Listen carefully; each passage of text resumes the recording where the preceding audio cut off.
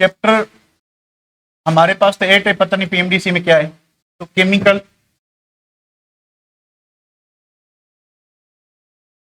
Chemical kinetics.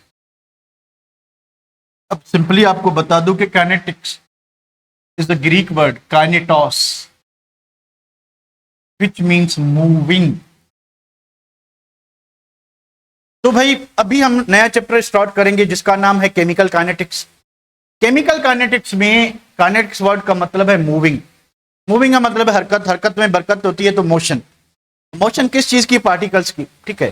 तो इस chapter में या ये chemical kinetics is the branch of chemistry, ये केमिस्ट्री की एक नई ब्रांच है। इसमें हम क्या पढ़ेंगे कि रिएक्शन कितना तेज हुआ, रिएक्शन कैसे हुआ, रिएक्शन का मैकेनिज्म क्या है, रिएक्शन में स्टेप्स कितने थे, ठीक है, और रिएक्शन में ट्रांजिशन स्टेट बनी कि नहीं बनी, रिएक्शन इंटरमीडिएट कौन से बने, रिएक्शन कितने एलिमेंट्री स्टेप्स में होके प्रोडक्ट बनाता है, ऑर्डर ऑफ रिएक्शन क्या है, स्पीड ऑफ रिएक्शन क्या है, एवरेज रेट क्या है, ये सारी चीजें हम इस चैप्टर में पढ़ने वाले हैं, ठीक है। तो इसके मेन जो है वो 4 एरियाज है। मेन 4 एरियाज क्या है इस चैप्टर के? Chemical kinetics is branch of chemistry which deals with the study of rate और स्पीड ऑफ रिएक्शन, कि रिएक्शन कितनी रफ्तार से हो रहा है, प्रोडक्ट कितनी जल्दी बन रही है, या रिएक्टेंट कितने जल्दी कंज्यूम हो रहे हैं। तो ये रेट ऑफ रिएक्शन का मतलब होता है। मैकेनिज्म ऑफ रिएक्शन, कि जब रिएक्टेंट प्रोडक्ट में कन्वर्ट हो रहा है तो किस पाथवे के थ्रू जा रहा है, कितने स्टेप्स में हो रहा है, हर स्टेप की रिक्वायरमेंट क्या है, कितनी एनर्जी पे बॉन्ड ब्रेक होंगे, एक्स्ट्रा इन्वायरमेंटल कंडीशन कौन सी चाहिए। तो हर स्टेप की जो डिटेल डिस्क्रिप्शन होती है उसको हम मैकेनिज्म कहते हैं। तो mechanism is what? Complete explanation of each and every step in the reaction. Motion वो नहीं है हमारे सिलेबस में, ठीक है। तो factors affecting rate of reaction, के कौन से फैक्टर्स हैं, कौन से फैक्टर्स हैं जो रेट ऑफ रिएक्शन पे अफेक्ट करते हैं। मान लें हमने ली-चैटियर प्रिंसिपल पढ़ा था, हमने ली-चैटियर प्रिंसिपल पढ़ा था, या आप लॉ ऑफ मास एक्शन की बात कर लें, ठीक है। तो अगर रिएक्शन एंडोथर्मिक है तो टेम्परेचर बढ़ाने पे एंडोथर्मिक रिएक्शन क्या हो जाएगा? फास्ट हो जाएगा। अगर रिएक्शन गैसियस स्टेट में है तो प्रेशर बढ़ाने पे रेट बढ़ जाएगा, अगर रिवर्सिबल है, ठीक है। अगर आपका किसी भी रिएक्टेंट की कंसंट्रेशन बढ़ाते हो तो रेट बढ़ जाएगा। तो हमें क्या करना चाहिए, कौन से फैक्टर्स अल्टर करने चाहिए कि हमें रिएक्शन जल्दी मिले, हमें रिएक्शन जल्दी मिले, या रिएक्टेंट जल्दी प्रोडक्ट में कन्वर्ट हो जाए, रिएक्टेंट जल्दी गुम हो जाए, प्रोडक्ट जल्दी बन जाए, अपीयर हो जाए। तो उसके लिए क्या करें? आखिरी कंडीशन है optimum condition to get maximum yield. अब 3 और 4 में कोई फर्क है क्या? आपको दिखाई दे रहा है क्या? आपको 3 और 4 में कोई फर्क लग रहा है? मुझे तो लग रहा है। अब थर्ड फैक्टर का मतलब है कि रिएक्शन जल्दी कैसे होगा। इसका मतलब है कि प्रोडक्ट की यील्ड परसेंटेज कैसे बढ़ाए, कौन सी कंडीशंस यूज करें कि हमें प्रोडक्ट की परसेंटेज ज्यादा मिले। इसका मतलब है कि क्या यूज करें कि रिएक्शन जल्दी हो जाए। मेरी बात समझ लिया आप लोगों ने?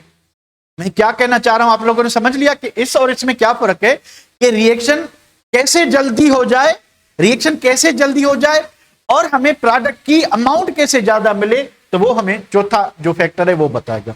तो chemical kinetics is the branch of chemistry which deals with these 4 factors. One is the rate of reaction और स्पीड ऑफ रिएक्शन, रिएक्शन कितना जल्दी हो रहा है, रिएक्शन कितना धीमे से स्लो हो रहा है, और मैकेनिज्म ऑफ रिएक्शन, ये रिएक्शन किस तरीके से हो रहा है, कौन से बॉन्ड टूट रहे हैं, किस कंडीशन पे हो रहा है। हर स्टेप की हम जो है ट्रांजिशन स्टेट देखेंगे, रिएक्शन इंटरमीडिएट देखेंगे। फैक्टर्स, कौन से फैक्टर्स हैं जो रेट ऑफ रिएक्शन को बढ़ाएंगे, कौन से फैक्टर हैं जो कम करेंगे, तो हमें बैलेंस रखना होगा। उसके बाद क्या करें कि हमें प्रोडक्ट की अमाउंट ज्यादा से ज्यादा मिले। अब इन दोनों की बात करें तो हमने ली-चैटियर प्रिंसिपल में अमोनिया फॉर्मेशन में पढ़ा था। अमोनिया फॉर्मेशन में पढ़ा था कि अगर आप लो टेम्परेचर रखते हो, अमोनिया फॉर्मेशन में अगर आप लो टेम्परेचर रखते हो तो यील्ड बहुत अच्छी होती है, यील्ड बहुत अच्छी होती है। पर इशू क्या था, कोई बताएगा क्या था इशू? रेट एक्सट्रीमली स्लो था। तो परसेंटेज तो अमोनिया की बहुत अच्छी बन रही थी, पर जो उसका जो रेट था वो बिल्कुल स्लो था, क्योंकि एक्सोथर्मिक रिएक्शन था। तो अकॉर्डिंग टू ली-चैटियर प्रिंसिपल और रिवर्सिबल रिएक्शन है, ठीक है, तो हमें टेम्परेचर लो रखना था। पर लो टेम्परेचर का एक साइड इफेक्ट था, परसेंटेज, ये फोर्थ फैक्टर बहुत अच्छा जा रहा था, थर्ड फैक्टर जो है वो वर्स्ट जा रहा था, ठीक है। तो हमने क्या किया, टेम्परेचर इंक्रीज किया। टेम्परेचर इंक्रीज करने से रेट बढ़ गया, टेम्परेचर इंक्रीज करने से क्या हुआ, कैटलिस्ट का कैटालिटिकल पावर बढ़ गया, क्योंकि उस कैटलिस्ट का जो हम हैबर प्रोसेस में यूज करें उसका ऑप्टिमम टेम्परेचर 400 से 450 है, 400 से 450 है। तो जब वहां पे हम टेम्परेचर ले गए तो कैटलिस्ट ने अच्छा काम करना शुरू किया, रेट को उसने खुद बढ़ा दिया, रेट को बढ़ा दिया। हाँ, यील्ड थोड़ी कंप्रोमाइजिंग हो गई, पर अगर दोनों की कंपैरिजन देखें कि good yield with very slow rate, तो बहुत टाइम लग रहा था रिएक्शन को होने में, ठीक है। Poor yield but with fast rate of reaction, तो थोड़े मिकदार में थोड़े टाइम में बहुत ज्यादा अमोनिया तो नहीं बन रहा था, थोड़ा ही बन रहा था, पर रिलेटिवली उस टेम्परेचर पे ज्यादा हो रहा था, ठीक है। तो ये 4 एरियाज हैं जो हम केमिकल काइनेटिक्स में पढ़ेंगे। इनमें कोई दिक्कत बेटा, इनमें कोई आपको कोई प्रॉब्लम और मसला, इनमें कोई मसला तो नहीं? ओके, चलें उसके बाद आते हैं कि what is rate of reaction. Rate और स्पीड ऑफ रिएक्शन क्या होता है, इस चीज को समझने के लिए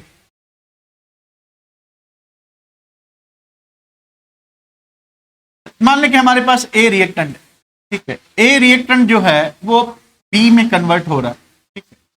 तो अगर T इज इक्वल टू 0 है, यानी अभी तक रिएक्शन स्टार्ट नहीं हुआ,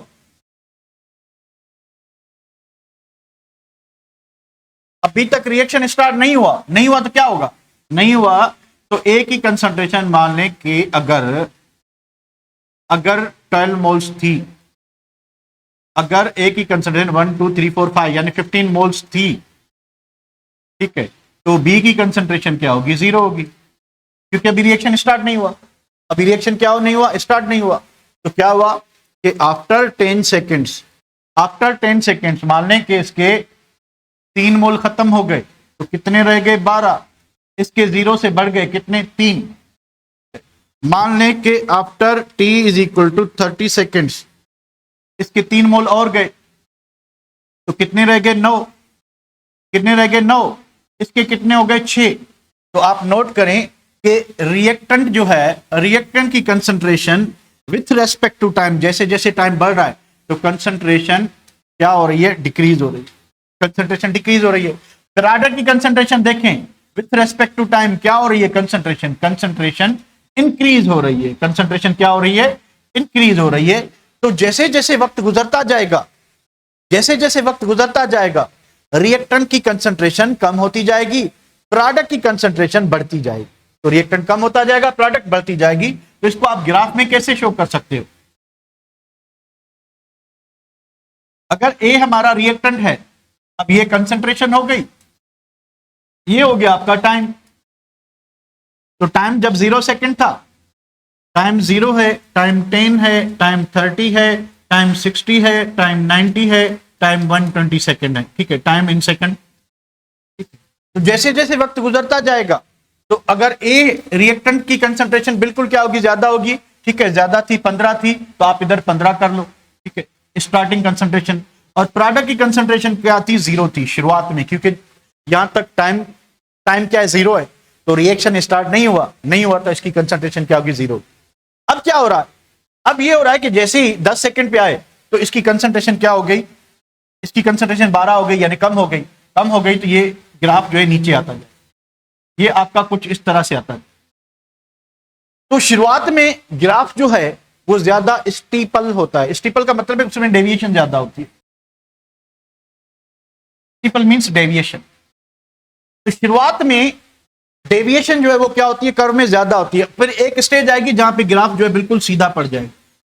तो जहां पे ग्राफ सीधा पड़ जाए, उसमें फर्दर स्टीपलनेस ना आए, उसमें फर्दर डेविएशन ना आए, समझ लें, क्या समझ लें, तो जहां पे आपकी लाइन मुड़ते मुड़ते बिल्कुल सीधी रह जाए, मतलब क्या हुआ, नहीं इक्विलिब्रियम नहीं है, ये नॉन रिवर्सिबल रिएक्शन है, ठीक है। मतलब यह है कि रिएक्टेंट गया, रिएक्टेंट पूरा उड़ गया, प्रोडक्ट जितनी बननी थी बन गई, पूरा रिएक्टेंट प्रोडक्ट में कन्वर्ट हो चुका है, इस वजह से रेट क्या हो गया, फिक्स हो गया है या कांस्टेंट हो गया, यानी वहां पे रिएक्शन आपका स्टॉप हो गया, रिएक्शन खत्म हो गया, ठीक है।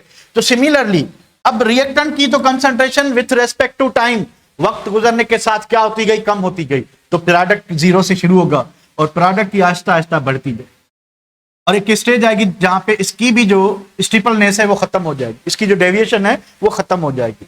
जब खत्म हो जाए इसका मतलब क्या हुआ कि प्रोडक्ट की कंसंट्रेशन बढ़ना बंद हो गई है, यानी वही रही है, कांस्टेंट रही है। इसका मतलब क्या हुआ कि रिएक्टेंट जो प्रोडक्ट बना रहा था जरूर वो पूरा हो गया है, इस वजह से फर्दर प्रोडक्ट नहीं बन रही, फर्दर प्रोडक्ट नहीं बन रही। तो हम रेट ऑफ रिएक्शन को डिफाइन कैसे करें?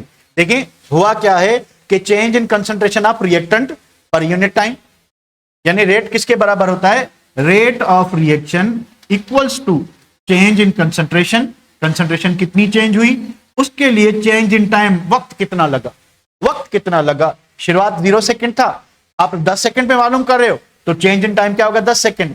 मोल्स कितने कम हुए? मोल्स कितने कम हुए रिएक्टेंट के? 3 मोल कम हुए, तो रेट ऑफ रिएक्शन क्या होगा यहां पे? इस पॉइंट पे 10 सेकंड पे रेट ऑफ रिएक्शन क्या होगा? रेट ऑफ रिएक्शन होगा, रेट ऑफ रिएक्शन क्या होगा? 3/10, यानी 0.3 मोल, 3 मोल पर सेकंड, पर मोल per dm cube per second जा रहे हैं। ठीक है, इतनी रफ्तार से आपका जो रिएक्टेंट है इस वक्त क्या हो रहा है? गुम हो रहा है। ये बात समझ रहे हैं बेटा? ये बात समझ रहे हैं कि what is rate of reaction? कि decrease in concentration of reactant per unit time और increase in concentration of product per unit time. Product की कंसंट्रेशन वक्त समय के साथ बढ़ती जाएगी, रिएक्टेंट की कंसंट्रेशन समय के साथ घटती जाएगी। तो कितने मोल कितने सेकंड में घट रहे हैं, इसको हम कहेंगे रेट ऑफ रिएक्शन। इसको हम क्या कहेंगे? Rate of reaction. तो अगर आगे बढ़ाएं किसी को, तो भाई रेट ऑफ रिएक्शन जो है, अब आगे हम यही शॉर्ट फॉर्म यूज करेंगे, rate of reaction ROR equals to what? Change in concentration, change in concentration upon change in time. ठीक है, तो कंसंट्रेशन कितनी चेंज हुई उसके लिए वक्त कितना लगा। तो सिंपली हम बात करें कि कंसंट्रेशन अपॉन व्हाट? टाइम। अब कंसंट्रेशन का यूनिट क्या होता है? मोल पर डीएम क्यूब। टाइम का यूनिट क्या होगा? सेकंड, नीचे होगा तो आप इधर सेकंड इनवर्स कर लो। तो the unit of rate of reaction is what? Mole per dm cube per second, mole per dm cube per second. ठीक है, तो रेट ऑफ रिएक्शन किसके बराबर हो गए? Concentration divided by time, change in concentration, क्योंकि कंसंट्रेशन चेंज होगी, concentration क्या होगी? चेंज होगी। तो उसको आप क्या करोगे? डिफाइन करोगे। ठीक है, तो डेफिनेशन इसको कैसे डिफाइन करें? तो there are 3 ways. The change in concentration of reactant और प्रोडक्ट पर यूनिट टाइम, कि रिएक्टेंट की कंसंट्रेशन चेंज हो या प्रोडक्ट की कंसंट्रेशन में चेंज हो, कितने टाइम में चेंज हुई, तो उस चेंज को आप कितना टाइम लगा था, वक्त कितना दरकार था, उससे क्या करोगे? डिवाइड करोगे, तो आपको रेट ऑफ रिएक्शन मिल जाएगा। The increase in concentration of product per unit time, कि प्रोडक्ट कितना अपीयर हुआ, प्रोडक्ट कितना अपीयर हुआ वक्त गुजरने के साथ। ठीक है, और रिएक्टेंट कितना डिक्रीज हुआ वक्त गुजरने के साथ। तो change in concentration of reactant और प्रोडक्ट, आप एक ही वक्त पे एक ही चीज लोगे, या रिएक्टेंट लोगे या प्रोडक्ट लोगे। तो रिएक्टेंट की कंसंट्रेशन लोगे तो वो डिक्रीज होगी, प्रोडक्ट की कंसंट्रेशन लोगे तो वक्त के साथ, समय के साथ वो बढ़ती जाएगी। ठीक है, the rate of reaction is expressed in mole per dm cube पर सेकेंड। तो इसको अगर मैं ये हटा के -1 कर दूं, सही बात है, या इस तरह से भी आप लिख सकते हो। ठीक है, the rate of reaction for gases expressed in ATM पर सेकेंड। अब देखिए अगर गैसेज हैं तो गैसेज की जो कंसंट्रेशन है या गैसेज का जो प्रेशर है डायरेक्टली प्रोपोर्शनल टू कंसंट्रेशन होता है, ये हमने पढ़ा था अगर आपको याद हो। At constant temperature pressure of a gas is directly proportional to concentration. अब क्योंकि गैसेज जो है वो पानी में सॉल्यूशंस नहीं बनाती, तो it is more easy to express their unit in pressure as compare to concentration. तो कंसंट्रेशन की जगह पे हम क्या यूज करेंगे? प्रेशर यूज करेंगे। तो प्रेशर से डायरेक्टली प्रोपोर्शनल होती है। ठीक है, तो प्रेशर का यूनिट क्या? एटीएम है। तो अब क्या होगा? तो गैसेस का जो रेट ऑफ रिएक्शन है, rate of reaction for gases equals to क्या होगा? कि change in pressure divided by change in time. अब प्रेशर का यूनिट क्या? एटीएम, और इसका यूनिट क्या? सेकंड। तो यूनिट क्या होगा? ATM into second inverse. बात समझ आ गई बेटा? कि गैसेस में क्या होगा? कि यूनिट एटीएम पर सेकंड होगा। बात समझ आ गई? फ्यूचर विलन्स, बात समझ आ गई? फ्यूचर के विलन हो ना आप लोग? Okay, said you got good score and continue this effort. Hamza bad luck, Zara bad luck, आपकी टेस्ट शायद इन बिटवीन कोई इधर उधर हो गई थी। ठीक है, तो इसलिए तो hopefully you are doing well. आप अच्छा कर रहे हो और इससे ज्यादा अच्छा करने की कोशिश करो, क्योंकि यही टाइम है जब आप आगे बढ़ोगे। मैं मुझे एग्जैक्टली याद नहीं है, मैं आपसे शेयर करता हूँ, ठीक है। आई थिंक 177 है या 172 है, इस तरह से है कोई हाईएस्ट। हाईएस्ट शोभा के, शोभा कितने थे आपके? शोभा आपके कितने मार्क्स थे कल टेस्ट में? टेस्ट की पीडीएफ तो मैंने ऑलरेडी ग्रुप में सेंड कर दी है। 172, तो 172 हाईएस्ट है। बाकी जितने कोई इनकरेक्टली मार्क्ड होंगे तो वो आपको बोनस मिल जाएंगे, ठीक है। जरा आपका कितना स्कोर है? 172 है, ठीक है, ठीक है, ठीक है। तो शोभा, जहरा, इनका 172 है। तो ऐसे ही 2-4 स्टूडेंट मुझे दिखाई दिए थे जो 170 में थे, और हमजा का भी 172 है, इवन दो इसके साथ क्वेश्चन रह गए थे।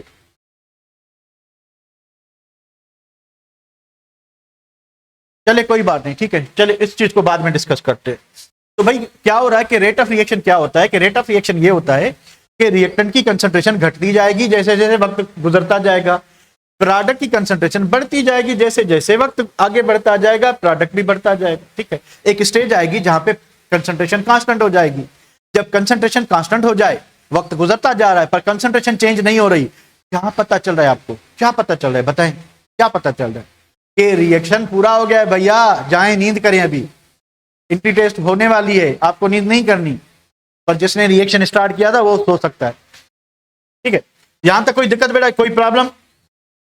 Rate of reaction express gases के लिए एटीएम पर, ठीक है। और दूसरी बात है कि rate of reaction very change होता है एवरी मोमेंट, हर मोमेंट में रेट चेंज होता है। क्यों चेंज होता है? क्यों चेंज होता है? Because we know that rate is directly proportional to concentration or active mass. Rate is directly proportional to concentration. तो अगर टाइम कम होगा, अगर टाइम क्या होगा? कम होगा। अगर टाइम कम होगा तो कंसंट्रेशन ज्यादा होगी, रेट फास्ट होगा। तो जैसे वक्त गुजरेगा तो कंसंट्रेशन में कमी आती जाएगी रिएक्टेंट में, तो रेट क्या होता जाएगा? स्लो होता जाएगा। तो हमेशा शुरुआत में रिएक्टेंट की कंसंट्रेशन क्या होती है? ज्यादा होती है। यहां पे आए देखें, तो शुरुआत में कितने मोल थे? एट टी इक्वल 0 सेकंड 15 मोल। जब वक्त गुजरा, 10 सेकंड गुजरे, तो इसकी कंसंट्रेशन कितनी रह गई? 12। तो कंसंट्रेशन कम हो गई, तो रेट तो डायरेक्टली प्रोपोर्शनल है ना। रेट किसके डायरेक्टली प्रोपोर्शनल है? रेट तो डायरेक्टली प्रोपोर्शनल है किसके? कंसंट्रेशन के। तो कंसंट्रेशन कम हो रही है तो रेट आहिस्ता आहिस्ता आहिस्ता कम होता जाएगा। अगर आप दो डिफरेंट टाइम इंटरवल लेते हो, मान लें आपने 10 सेकंड लिया, आपने 30 सेकंड लिया, तो 10 सेकंड पे कंसंट्रेशन 12, 30 सेकंड पे कंसंट्रेशन कितनी? 9। तो क्या इन डिफरेंट टाइम इंटरवल्स पे रेट सेम होगा या रेट डिफरेंट होगा? क्या होगा? रेट सेम होगा या रेट डिफरेंट होगा? मैं एक होश में आओ, डिफरेंट होगा। कंसंट्रेशन डिफरेंट है ना, तो रेट डिफरेंट। तो देखिए यहां पे कंसंट्रेशन ज्यादा है, यहां पे कंसंट्रेशन ज्यादा है तो रेट ज्यादा होगा। यानी जितना टाइम कम होगा, जितना टाइम कम होगा रेट फास्ट होगा। जैसे जैसे वक्त बढ़ता जाएगा रेट स्लो होता जाएगा। यानी अगर आपके पास 1 मिनट है, 5 मिनट है, 10 मिनट है, 30 मिनट है, तो रेट स्लोएस्ट कहां पे होगा? 30 मिनट्स पे होगा। रेट फास्टेस्ट कहां पे होगा? 1 मिनट पे होगा। तो जितना वक्त ज्यादा, यानी कम कंसंट्रेशन अभी कम हुई है रिएक्टेंट की, प्रोडक्ट कम बनी है, तो कंसंट्रेशन अभी रिएक्टेंट की ज्यादा मौजूद है, तो रेट क्या होगा? फास्ट होगा। बात समझ आ रही है बेटा? बात समझ आ रही है? ओके ओके, ठीक है। चलें अब उसके बाद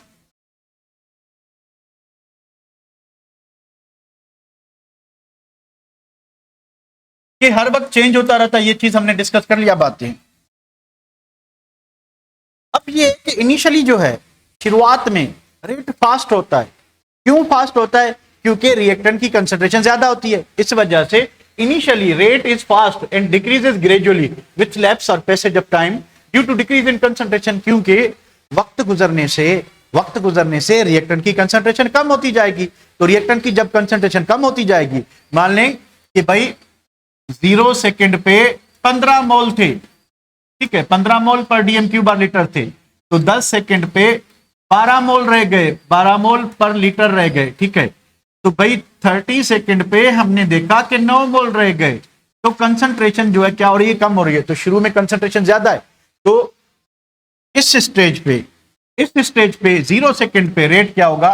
रेट जो है रेट फास्ट होगा। और इस स्टेप पे रेट क्या होगा? रेट क्या होगा बेटा, स्लो होगा। ये बात समझ रहे हो, ये बात समझ रहे हो बेटा, समझ रहे हो कि रेट स्लो होगा, ठीक है, ओके। तो अब क्या चीज है कि rate of reaction can not be same for two different time intervals. अब देखें दो डिफरेंट टाइम इंटरवल लें, तो अगर 0 सेकंड पे 15 मोल थे तो 15 मोल के रिएक्ट करने की रफ्तार तेज थी। अब 10 सेकंड पे 12 मोल रह गए हैं तो 12 मोल की रिएक्ट करने की रफ्तार क्या होगी, स्लो होगी as compare to the first time interval. तो जब भी आपके पास दो डिफरेंट टाइम इंटरवल होंगे, दो डिफरेंट टाइम इंटरवल होंगे तो रेट दोनों इंटरवल पे क्या होगा, डिफरेंट होगा। तो रेट जो है दोनों टाइम इंटरवल पे क्या होगा, डिफरेंट होगा। तो फिर हम क्या लेंगे, हमें पता कैसे चले कि अब रेट क्या है, तो फर्स्ट इंटरवल पे दूसरा होगा, सेकंड इंटरवल पे दूसरा होगा, फिर हम क्या लेंगे, एवरेज लेंगे। तो टर्म हम यूज करेंगे क्या, एवरेज रेट ऑफ रिएक्शन। पर एक चीज ध्यान में रखनी चाहिए कि एवरेज रेट जो है, ठीक है, उसको लेने के लिए टाइम इंटरवल थोड़ा बड़ा होना चाहिए, टाइम इंटरवल थोड़ा बड़ा होना चाहिए ताकि आपको एग्जैक्ट एवरेज मिल सके। वरना क्या होगा, अगर टाइम इंटरवल थोड़ा होगा तो उसका क्या है, अगर टाइम इंटरवल थोड़ा होगा तो आपका इंस्टेंटेनियस रेट और एवरेज रेट ऑलमोस्ट सेम आएंगे। तो आपका इंस्टेंटेनियस रेट और एवरेज रेट क्या आएंगे, सेम आएंगे। अगर टाइम बड़ा होगा तो आपका एवरेज रेट जो है इंस्टेंटेनियस रेट से क्या होगा, कम होगा, ज्यादा होगा, अंदाजा लगाएं।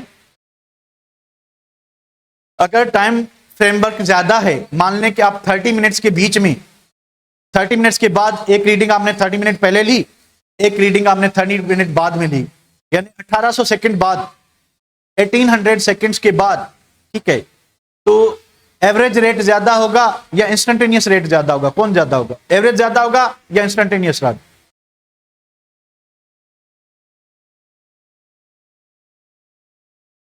इंस्टेंटेनियस रेट ज्यादा होगा। क्यों कि इंस्टेंटेनियस रेट जो है, ठीक है, इंस्टेंटेनियस रेट, अब ये डिपेंड करता है, किस पे डिपेंड करता है कि हम इंस्टेंटेनियस रेट किस वक्त की बात करें। तो एवरेज तो बीच में आ जाएगी ना, एवरेज क्या आ जाएगी, बीच में।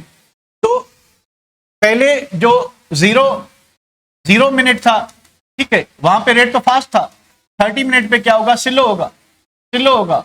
तो इन बिटवीन जो है आपका रेट जो है वो क्या होगा, होता जाएगा, वेरी होता जाएगा। किस स्टेज पे क्या होगा, इंस्टेंटेनियस से ज्यादा होगा, किस स्टेज पे एवरेज क्या होगी, कम होगी, और इंस्टेंटेनियस क्या होगा, ज्यादा होगा। चलो इसको आगे बढ़ाते हैं।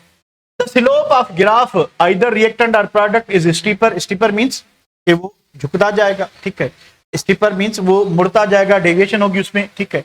इन the beginning then in later, तो शुरुआत में जो झुकाव होगा वो ज्यादा होगा, शुरुआत में जो बढ़ा होगा वो भी ज्यादा होगा, आगे चल के उसकी स्टीपरनेस है वो क्या हो जाती है, कम होती जाएगी, ठीक है बेटा।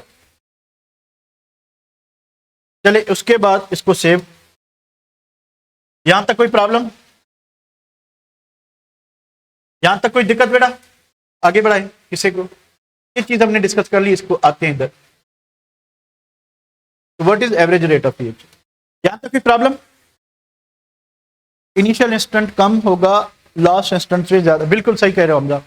तो शुरुआत में जो इंस्टेंटेनियस रेट ज्यादा होगा, उसके बाद जैसे जैसे वक्त गुजरता जाएगा तो इंस्टेंटेनियस कम होता जाएगा, और आहिस्ता आहिस्ता क्या होती जाएगी, आपकी जो एवरेज है, ठीक है, एवरेज जो है शुरू में ज्यादा होगा, आहिस्ता आहिस्ता कम होता जाएगा, और इंस्टेंटेनियस आपका वही रहेगा जो शुरुआत में।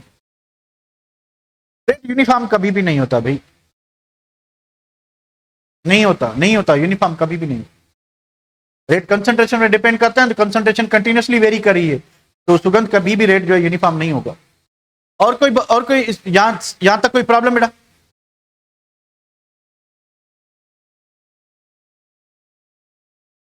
बढ़े आगे, ओके। तो what is average rate of reaction? अब देखिए एवरेज रेट ऑफ रिएक्शन क्या होता है, the rate of reaction between two specific time intervals is called average rate of reaction. अब क्या करोगे कि आपने 10 सेकंड पे रेट लिया, 0.3 रेट आया, फिर आपने 30 सेकंड पे रेट लिया, आपको 0.12 मोल पर लीटर और मोल per dm cube per second rate आया। अब दोनों की आप क्या करोगे, जोड़ जमा करके 2 से डिवाइड करोगे तो आपको एवरेज रेट मिल जाएगा। तो आपको दोनों स्पेसिफिक टाइम इंटरवल्स पर आपको इंस्टेंटेनियस रेट मिला हुआ होना चाहिए। तो उस इंस्टेंटेनियस रेट से आप क्या करोगे, आप एवरेज मालूम करोगे। It is rate measured between two time intervals after long passage of time. अब थोड़ा वक्त देंगे, वक्त गुजरने के बाद, ज्यादा वक्त लैप्स होने के बाद आप एवरेज रेट मालूम करोगे तो आपको अच्छे से मिलेगा। व्हाट इज द वेलोसिटी और इंस्टेंटेनियस रेट ऑफ रिएक्शन? कि what is the velocity of reaction. मान लें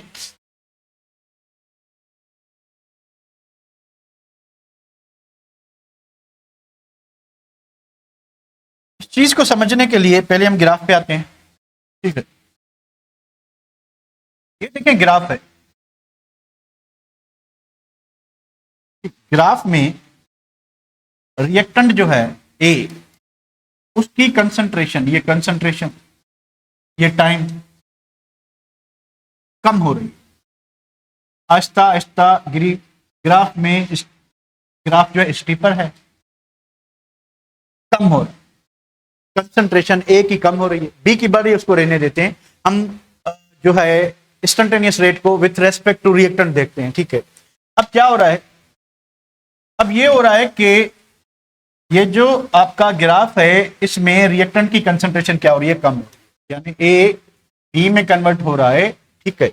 मान लें कि यहाँ पे 0 सेकेंड है, यहाँ पे आपको 100 सेकेंड है, यहाँ पे 200 सेकेंड है, 400 सेकेंड है, ठीक है, 600 सेकेंड है, 800 सेकेंड है और 1200 सेकेंड, ठीक है। यहाँ पे 1200 सेकेंड के बाद रिएक्शन पूरा हो, रिएक्शन क्या हो गया, पूरा हो गया, ठीक है। अच्छा अब देखें,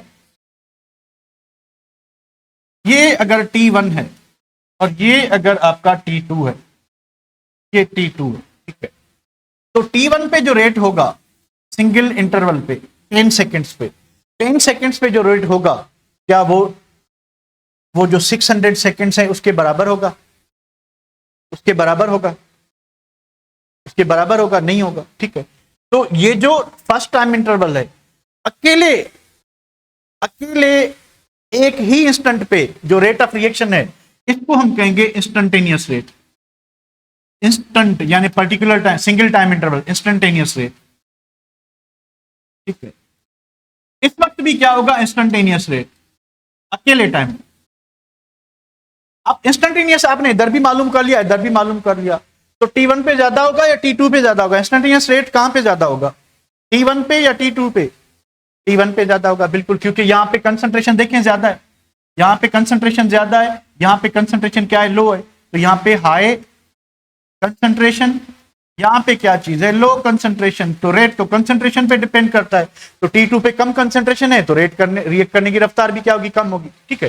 तो इंस्टेंटेनियस रेट हमने ले लिया। अब क्या करेंगे कि यहां पे मान लें कि आपका रेट जो था वो था, हम कहें कि इस जगह पे जो रेट था T1 पे जो हमें इंस्टेंटेनियस रेट मिला वो मिला 0.6 मोल पर डीएम क्यूब पर सेकेंड, ठीक है।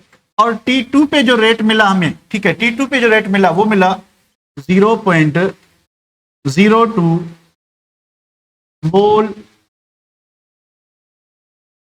पर डीएम क्यूब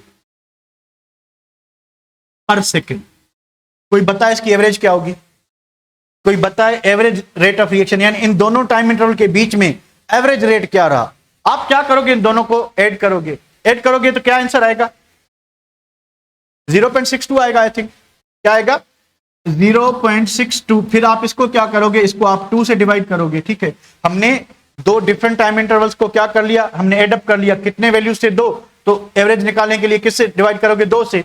तो एवरेज रेट क्या रहा, 0.31 मोल पर डीएम क्यूब पर सेकेंड, ठीक है। तो इस चीज को गौर से देखें, शुरू में रफ्तार क्या थी, 0.6 थी, यानी rate of disappearance of reactant 0.6 था, आखिर में बिल्कुल कम हो गया 0.02। एवरेज क्या रहा, यानी पूरे वक्त गुजरने में रेट क्या रहा, रेट कितना रहा, 0.6/2। अच्छा ये तो अभी हमने क्या किया, अभी हमने टाइम से तो डिवाइड नहीं किया, टाइम से डिवाइड तो किया ही नहीं, ये तो चेंज इन कंसंट्रेशन आ गई। अब टोटल टाइम से डिवाइड करोगे, ठीक है। तो पहले, अच्छा टाइम से पहले ही हमने डिवाइड करना, या मान लें कि आपने टाइम से डिवाइड कर लिया तभी आपने रेट लिखा है, ठीक है। तो आपका वैल्यू क्या आएगा, एवरेज जो रेट आएगा वो 0.31 आएगा। तो यहां तक चीजें क्लियर है। तो एक पर्टिकुलर इंस्टेंट पे जो रेट होता है उसको हम वेलोसिटी ऑफ रिएक्शन कहते हैं, उसको हम क्या कहते हैं, वेलोसिटी ऑफ रिएक्शन, और आप उसको इंस्टेंटेनियस रेट कहते हो।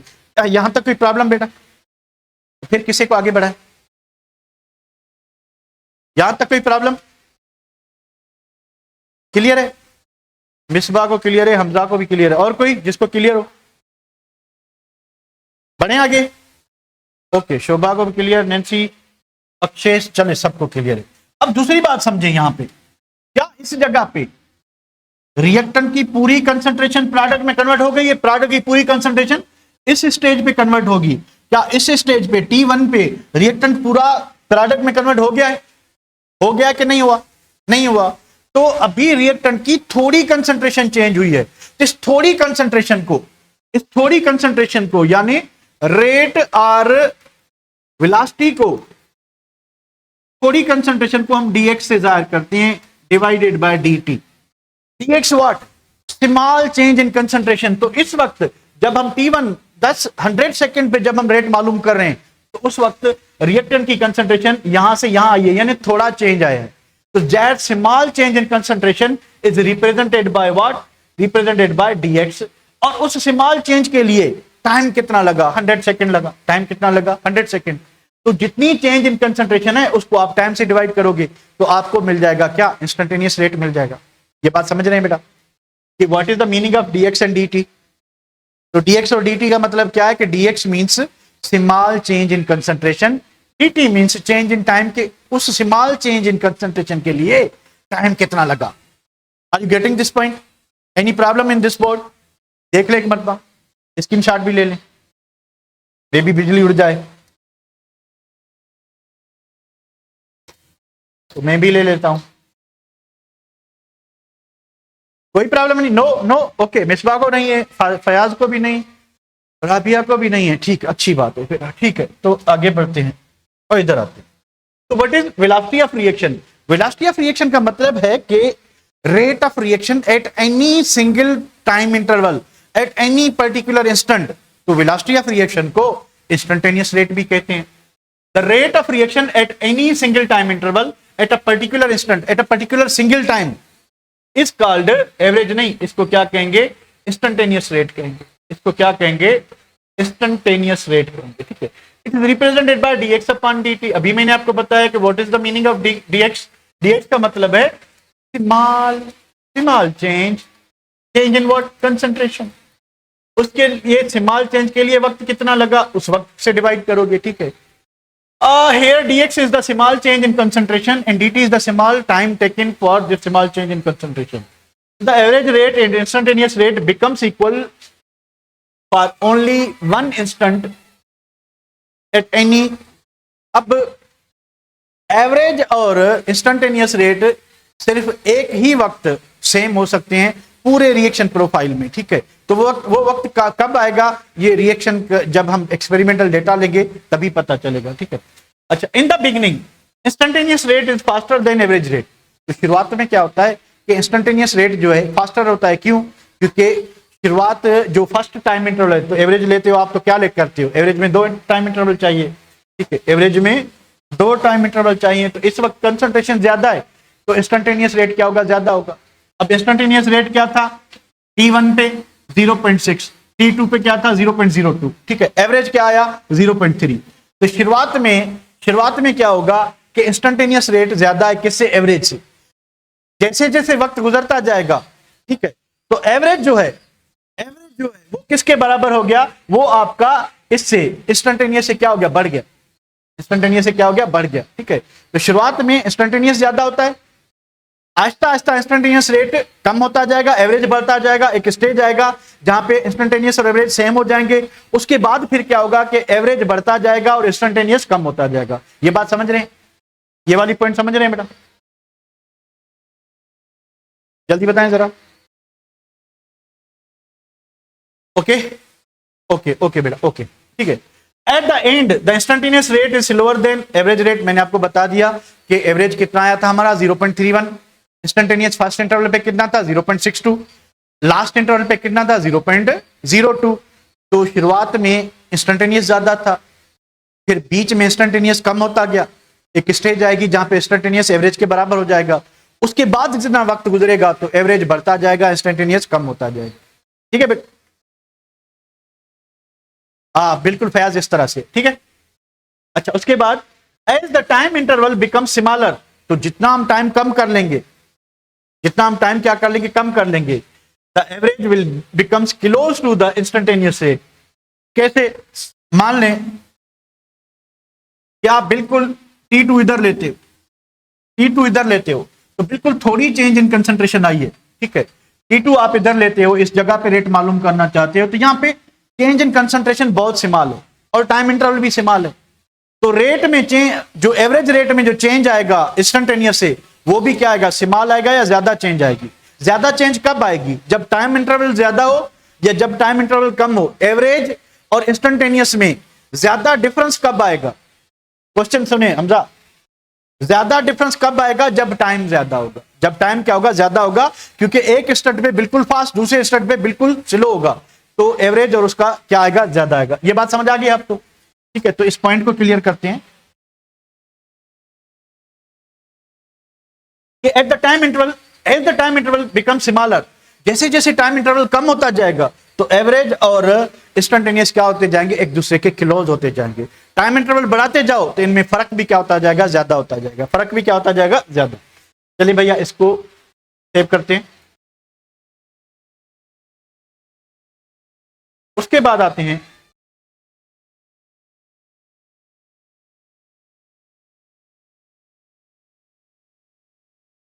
the average rate will be equal to instantaneous rate when time interval is 0। तो अगर आप एक ही इंस्टेंट पे, यानी T1 is equal to T2 है, तो यानी आप इंस्टेंटेनियस रेट ले रहे हो, तो इंस्टेंटेनियस भी वही होगा, आपका एवरेज भी वही होगा, क्योंकि एक ही टाइम इंटरवल है। अगर दूसरा इंटरवल होगा तो आपका एवरेज क्या हो जाएगा, कम हो जाएगा इंस्टेंटेनियस से, ठीक है। पर अगेन वेरी करता है, एवरेज और इंस्टेंटेनियस वेरी करते हैं। फर्स्ट इंटरवल पे, फर्स्ट टाइम इंटरवल पे इंस्टेंटेनियस ज्यादा होगा, सेकेंड टाइम इंटरवल पे आपका एवरेज ज्यादा होगा। ये बात समझ आ गई बेटा, कि फर्स्ट टाइम इंटरवल पे एवरेज ज्यादा, सॉरी इंस्टेंटेनियस ज्यादा होगा और सेकंड पे जो है एवरेज ज्यादा होगा, ठीक है बेटा, समझ रहे हो। ओके, उसके बाद क्या चीज है, the rate of reaction is always positive. Rate of reaction कभी नेगेटिव नहीं होता। हाँ, हम ये लिखते हैं ना कि भाई रिएक्टेंट की कंसंट्रेशन पे माइनस साइन लगाते हैं। माइनस साइन का मतलब ये नहीं होता कि रेट नेगेटिव है। कंसंट्रेशन डिक्रीज हो रही है, किसकी, रिएक्टेंट की, तो डिक्रीज हो रही है तो वैल्यू तो है ना, तो रेट तो पॉजिटिवली चल रहा है ना, रेट यानी रिएक्शन तो हो रहा है, तो रेट ऑफ रिएक्शन कभी नेगेटिव नहीं होता। हाँ, कंसंट्रेशन कम होती है, उस पर हम रिएक्टेंट पे नेगेटिव साइन लगाते हैं और प्रोडक्ट पे पॉजिटिव साइन लगाते हैं, ठीक है। तो consider the following reaction 2A + B = C। तो rate of disappearance with respect to A, तो A के हिसाब से जो रेट होगा वो क्या होगा, माइनस लगाएंगे, क्योंकि A रिएक्टेंट है, तो एक ही कंसंट्रेशन क्या होती जाएगी, कम होती जाएगी। इन दो चार चीजों को थोड़ा गौर से समझना, कॉन्सेप्चुअल चीजें हैं, ठीक है। तो रेट ऑफ रिएक्शन क्या होता जाएगा, कम होता जाएगा, ठीक है। तो रेट ऑफ रिएक्शन कम होगा तो हम क्या लगाएंगे, माइनस लगाएंगे, ठीक है। तो इस स्टेज पे हमें यहाँ पे 2 लगाने की जरूरत नहीं है, इसको छोड़े यहाँ पे, ठीक है। तो rate of disappearance with respect to A क्या होगा, विथ रेस्पेक्ट टू ए क्या होगा, -A, और क्या होगा, change in concentration of A, और डिवाइडेड बाय क्या होगा, टाइम इंटरवल, ठीक है। The rate of disappearance with respect to B क्या होगा, minus change in concentration of B divided by T. अब सी के लिए क्या यूज करेंगे, माइनस करेंगे, प्लस करेंगे। सी के लिए क्या यूज करें, माइनस करें, प्लस करें, प्लस, क्योंकि सी प्रोडक्ट है, तो प्रोडक्ट की कंसंट्रेशन क्या होगी, बढ़ेगी। प्रोडक्ट की कंसंट्रेशन क्या होगी, बढ़ेगी। शाबाश बच्चों, शाबाश, सही जा रहे हो, ठीक है। तो प्रोडक्ट की कंसंट्रेशन बढ़ेगी, तो इसके द रेट ऑफ अपीयरेंस, यहां पे डिसअपीयरेंस यूज किया हमने, तो डिसअपीयरेंस में कंसंट्रेशन कम होगी। अगेन रेट पॉजिटिव ही होगा आपका, ठीक है। कंसंट्रेशन नेगेटिव हो रही है, कम हो रही है, तो rate of appearance with respect to C क्या होगा, प्लस होगा। अब इस पर्टिकुलर रिएक्शन में ए के रिएक्ट करने की रफ्तार, बी के रिएक्ट करने की रफ्तार और सी के रिएक्ट करने की रफ्तार इक्वल नहीं है। सॉरी, सी के बनने की रफ्तार, ए के डिसअपियर होने की, बी के डिसअपियर होने की और सी के अपीयर होने की रफ्तार सेम नहीं है, चेंज होती है। तो इन सबको इक्वलाइज कैसे करें, with respect to A B का रेट ऑफ रिएक्शन क्या होगा, with respect to B C का रेट ऑफ अपीयरेंस क्या होगा, इन सबको इक्वलाइज कैसे करें। उसके लिए क्या करना पड़ता है कि जितना बैलेंस इक्वेशन में कोएफिशिएंट है उससे क्या करते हैं, हम डिवाइड करते हैं। इसका कोएफिशिएंट क्या है, 2 है, तो हम क्या करेंगे, इसकी कंसंट्रेशन माइनस होगी क्या, 1/2, इसकी कंसंट्रेशन डिवाइड होगी किसके, 1/1 लिखने का फायदा नहीं, इसकी कंसंट्रेशन 1/1 लिखने का फायदा नहीं। तो आगे क्या है, in this particular reaction the rate of reaction of these 3 A B C is not equal. अब यहां पे C को इंक्लूड नहीं करना चाहिए क्योंकि वो रिएक्ट नहीं कर रहा, A और B कर रहा है, ठीक है। To show standard rate of reaction in which rate with respect to all substance are equal, the rate of each substance will be divided by its stoichiometric coefficient. तो इस एक स्टैंडर्ड बनाने के लिए कि हर किसी का रेट ऑफ अपीयरेंस और डिसअपीयरेंस एग्जैक्टली इक्वल हो जाए, तो हम क्या करेंगे कि इसके जो बैलेंस इक्वेशन के जो कोएफिशिएंट हैं उससे क्या करेंगे, उनकी कंसंट्रेशन को डिवाइड करेंगे, तो सबका जो रेट ऑफ अपीयरेंस और डिसअपीयरेंस है वो बिल्कुल क्या हो जाएगा, इक्वल हो जाएगा। कैसे होगा, आए इसको देखते हैं जरा।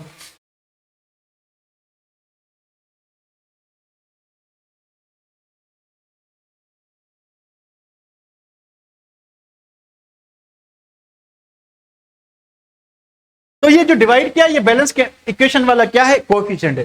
तो यहाँ पे 1 था, तो इससे आप इक्वेशन भी बना सकते हो कि 1/2 है, यानी a क्या होगा, 2 होगा, प्लस कुछ नहीं है तो मतलब b 1 होगा, प्लस c के आगे कुछ नहीं है मतलब c भी क्या होगा, 1 होगा। तो यहां से अब rate of reaction of every substance with respect to each other क्या होगा कि a जो है उसकी कंसंट्रेशन जो है, ठीक है, विथ रेस्पेक्ट टू टाइम इसकी कंपैरिजन में क्या होगी, ठीक है, ठीक है, क्या होगी कि इतने टाइम क्या होगी, चेंज होगी, इसकी इतने टाइम होगी, इसकी इतने टाइम होगी, ठीक है।